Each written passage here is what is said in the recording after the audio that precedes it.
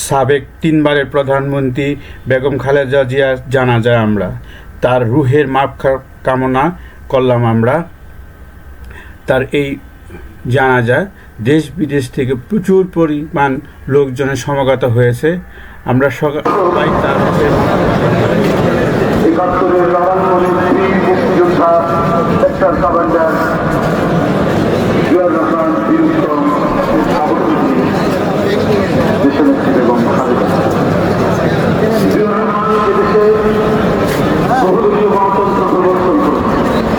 সংবাদপত্রের স্বাধীনতা, মত প্রকাশের স্বাধীনতা, কথা বলার স্বাধীনতা, সমাবেশ করার স্বাধীনতা, সীমানার মধ্যে যে কোনো জায়গায় চলাচল করার স্বাধীনতা নিশ্চিত করেছেন।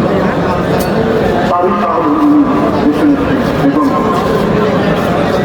এই মহান নেতাকে বাংলাদেশ জাতীয়তাবাদী দলের ভারপ্রাপ্ত চেয়ারম্যান এবং কনিষ্ঠ পুত্র আসাদ রহমান কোকো স্বৈরাচারী আওয়ামী লীগ সরকারের রাজনৈতিক প্রতিনিধিত্বের শিকার হয়ে মালয়েশিয়া অবস্থানকালে প্রকৃতপক্ষে বিনা চিকিৎসায় 2015 সালের 24শে জানুয়ারি মাত্র 45 বছর বয়সে ইন্তেকাল করেন। তার লাশ যখন ঢাকায় আসে তখন তার মা দেশনেত্রী বেগম খালেদা জিয়াও ছিলেন তার গুলশান অফিসে সেই একই সরকারের প্রতিহিংসার শিকার হয়ে অন্তরীণ। দেশনেত্রী বেগম খালেদা জিয়া রাজনীতিতে আগমন ছিল আকস্মিক, কিন্তু দেশের প্রয়োজনে তা ছিল অনিবার্য। 1981 সালের 30শে মে কতিপয় বিপদগামী সেনা কর্মকর্তার হাতে রাষ্ট্রপতি জিয়া রহমান বীর উত্তম শাহাদাত বরণ করার পর দলের দলীয় সরকারের ভিতরেই ষড়যন্ত্রকারীরা তৎপর হয়ে ওঠে। সাংগঠনিকভাবে বিএনপি এবং সরকার দুর্বল হয়ে পড়ে। সেই সময় দল এবং দলীয় নেতাদের মনোবল অটুট রাখার লক্ষ্যে 1982 সালের 3 জানুয়ারি দেশনেত্রী বেগম খালেদা জিয়া বিএনপির সদস্যপদ গ্রহণ করেন। শুরু হয় তার রাজনৈতিক জীবনের ক্লান্তিহীন পথ চলা। ক্রমশ দলের প্রতিষ্ঠাতা স্ত্রী হয়েও দলের গঠনতন্ত্র সমুন্নত রেখে তিনি দলের ভাইস চেয়ারপারসন, ভারপ্রাপ্ত চেয়ারপারসন, তারপর দলীয় কাউন্সিলে নির্বাচিত চেয়ারপারসনের দায়িত্ব গ্রহণ করেন। তার 43 বছর রাজনৈতিক জীবনের 41 বছর তিনি দেশের অন্যতম প্রধান রাজনৈতিক দল বিএনপির শীর্ষ নেতা হিসাবে নেতৃত্ব দিয়েছেন, দলকে সুসংগঠিত করেছেন, শক্তিশালী করেছেন। দীর্ঘ 9 বছর স্বৈরাচারী উৎসবের বিরুদ্ধে অবিরাম লড়াই করে 1991 সালে অবাধ সুষ্ঠ নিরপেক্ষ নির্বাচনের মাধ্যমে বিএনপিকে পুনরায় রাষ্ট্র ক্ষমতায় অধিষ্ঠিত করেন তিনি। জাতির কাছে তিনি পান আপসহীন দেশনেত্রীর মর্যাদা। দেশের মানুষের স্বার্থ রক্ষায় চির আপসহীন দেশনেত্রী দেশ বিদেশের কোন অপশক্তির সামনে কখনো মাথা নত করেননি। কোন প্রলোভন, কোন ষড়যন্ত্র বা হুমকি তাকে তার জীবনের সেই বীজ অব্দি আপসের পথ বেছে নিতে বাধ্য করতে পারেনি। তিনি বরাবর থেকে গেছেন দেশের মানুষের পাশে। তিনি বলতেন, বিদেশে আমাদের বন্ধু আছে, প্রভু নেই। জনগণের কল্যাণে গ্রহণ করেছেন একের পর এক যুগান্তকারী সব কর্মসূচি। উন্নয়ন সমৃদ্ধি অর্জনে তার সাফল্য বাংলাদেশকে বিশ্ব চিনেছিল ইমার্জিং টাইগার হিসেবে। জনগণের ভরসায় সিক্ত হয়ে প্রধানমন্ত্রী নির্বাচিত হয়েছিলেন 3 বার। প্রতিটি জাতীয় নির্বাচনে একজন ব্যক্তি যতটি আসনে প্রতিদ্বন্দ্বিতা করতে পারে তিনি তা করেছেন,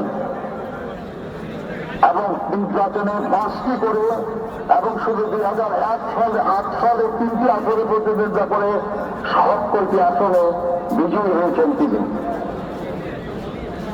জনগণের প্রকৃত সমর্থনে এবং বিপুল ব্যবধানে নির্বাচনে পরাজয়ের গ্লানি তাকে স্পর্শ করতে ব্যর্থ হয়েছে বারবার। জনপ্রিয়তার এমন দৃষ্টান্ত শুধু বাংলাদেশে নয়, বিশ্বে বিরল। তিনি ছিলেন বাংলাদেশের প্রথম এবং মুসলিম বিশ্বে দ্বিতীয় নারী প্রধানমন্ত্রী। গণতন্ত্রকে ভালোবেসে তিনি গণতন্ত্রের পুনঃপ্রতিষ্ঠার জন্য লড়াই করেছেন এবং দায়িত্বকে গণতন্ত্রকে কার্যকর করার উদ্যোগ দিয়েছেন বলে দেশ বিদেশের গণতন্ত্রকামী মানুষ তাকে গণতন্ত্রের মাতা বলে সম্মানিত করেছে। উন্নয়নে সমৃদ্ধির লক্ষ্যে গৃহীত তার কর্মসূচি ছিল অসংখ্য। নারী শিক্ষার প্রসারে উপবৃত্তি প্রথা ও শিক্ষার জন্য খাদ্য কর্মসূচি, মুক্তিযুদ্ধ প্রবাসীদের কল্যাণের জন্য পৃথক মন্ত্রণালয় প্রতিষ্ঠা ছিল তার মাঝে অন্যতম।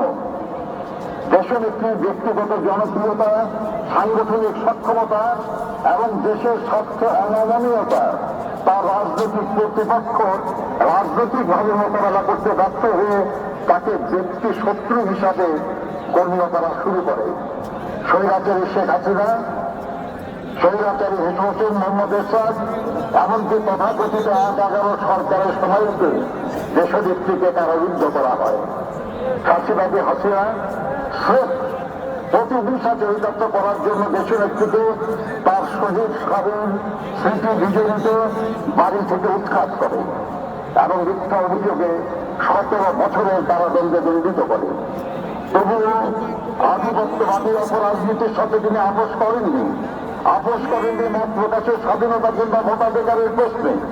ফলে তিনি হয়ে উঠেছিলেন ফ্যাসিস্ট শাসন বিরোধী লড়াইয়ের অনন্ত অনুপ্রেরণা। আজ দেশনেত্রী সব অভিযোগ থেকে মুক্ত হয়ে লক্ষ কোটি মানুষের শ্রদ্ধা ভালোবাসায় তৃপ্ত হয়ে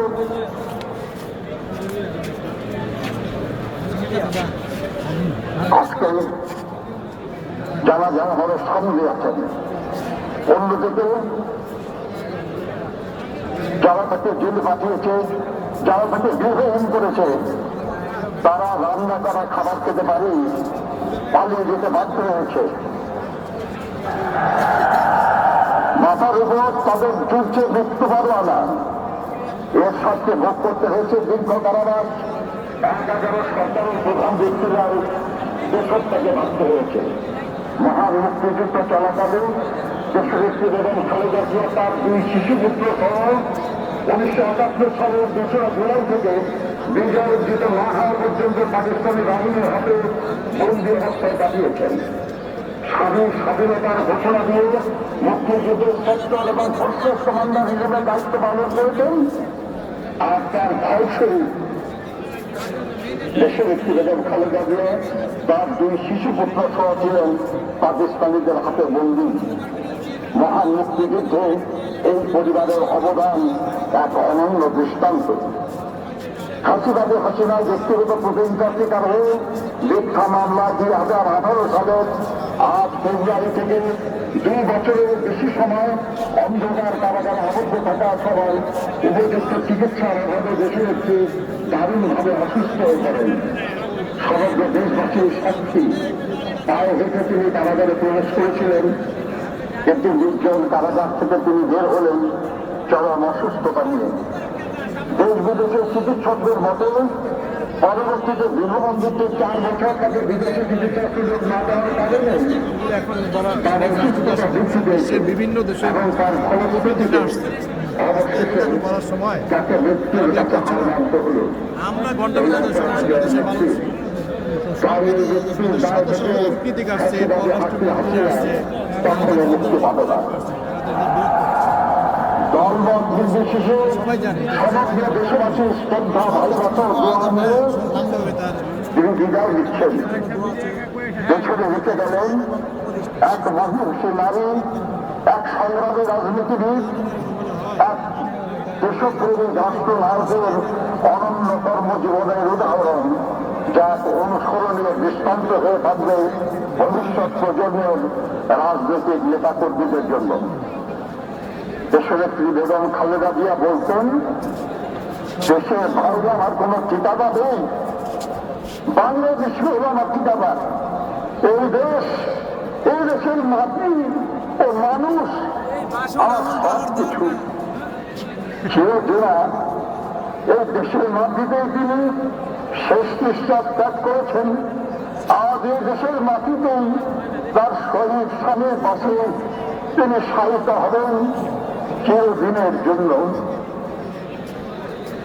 ইনশাআল্লাহ আমরা জনাব তারেক রহমানের নেতৃত্বে এগিয়ে যাব দেশনেত্রীর মতোই গণতন্ত্র, শান্তি, উন্নয়ন ও সমৃদ্ধির পথে জনগণের কল্যাণে লক্ষ্য স্থির রেখে মহান আল্লাহ আমাদের সহায় হন। আসসালামু আলাইকুম।